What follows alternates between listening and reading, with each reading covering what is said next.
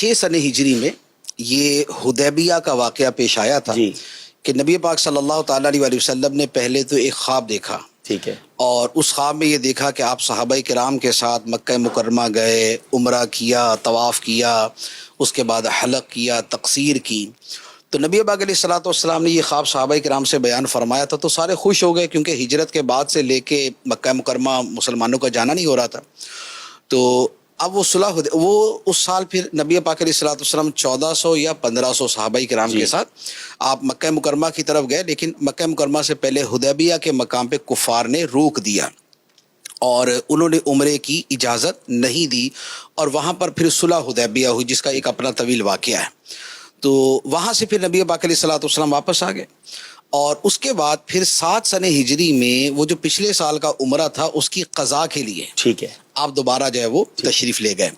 اور اس میں آپ نے یہ فرمایا تھا کہ پچھلے سال جتنے لوگ میرے ساتھ گئے تھے وہ تمام کے تمام جو ہے وہ اس سال عمرہ قضا کے اندر میرے ساتھ ضرور جائیں. اچھا، تو جو چند ایک اس میں سے شہید ہو گئے یا کوئی وفات پا گئے صحابہ کرام وہ رہ گئے، باقی جملہ صحابہ کرام نے پھر شرکت کی. اور یہ میرا خیال ہے ہجرت کے بعد پہلا عمرہ تھا.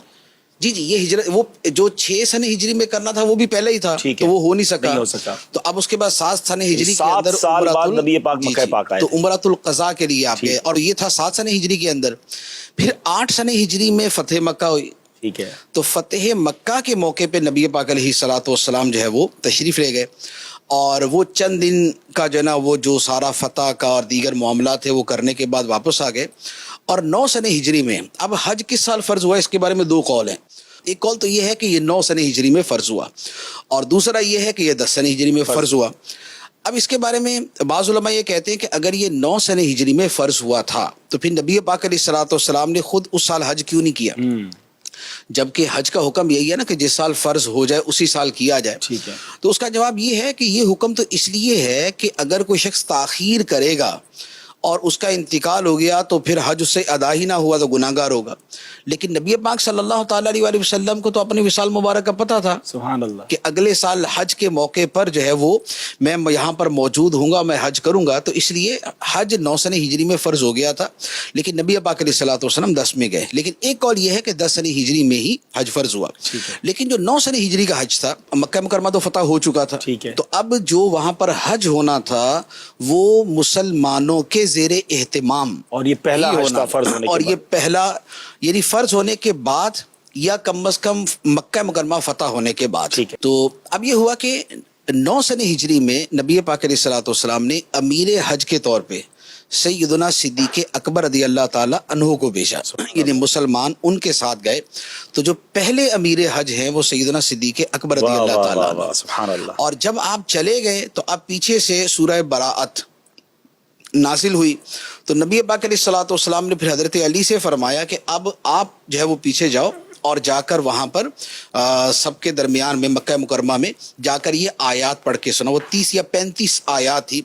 تو بیسیکلی اصل یہ تھا کہ 8 سن ہجری میں جو حج ہوا تھا نا یہ تھا مشرکین کے غلبے کے ساتھ، کہ ان کی اس وقت تک ان کا تسلط تھا.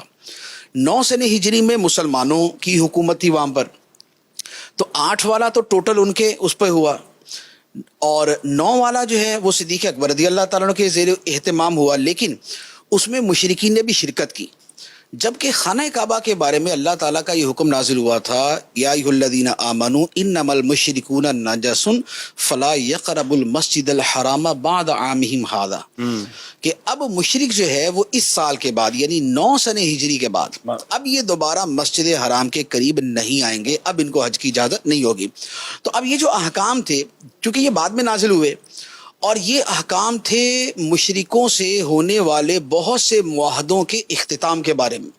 اور ایک بہت ایکسٹرا آرڈنری حکم تھا یہ کہ جس میں ٹوٹل جو ہے وہ مشرکوں کو منع کر دیا گیا کہ وہ حج نہیں کریں گے.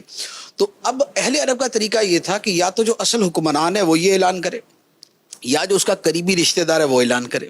تو پھر نبی پاک علیہ الصلوۃ والسلام نے مولا علی رضی اللہ تعالیٰ عنہ کو بھیجا کہ آپ جا کر جو ہے وہ یہ اعلان کریں، اور اپنی اونٹنی ادوبا جو ہے وہ نبی پاک علیہ الصلوۃ والسلام نے عطا فرمائی، اس پر بیٹھ کے مولا علی گئے.